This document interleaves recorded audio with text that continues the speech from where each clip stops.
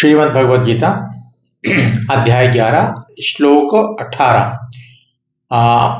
इस 11वें अध्याय के जो त्रिष्टुप छंद हैं, जिनमें कि हर एक चरण में 11 अक्षर होते हैं, टोटल 44 अक्षरों से युक्त ये जो त्रिष्टुप छंद है, इसकी थोड़ी अलग होती है पढ़ने की, और अनुष्टुप छंद से डिफरेंट रहते हैं, क्योंकि अनुष्टुप छंद में 32 अक्षर होते हैं।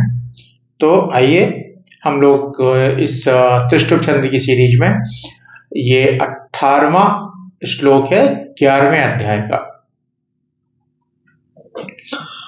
त्वमक्षरं परमं वेदितव्यं त्वमस्य विश्वस्य परन्निधानम् त्वमव्ययः शाश्वत धर्मगोप्ता सनातनस्त्वं पुरुषो मतो मे।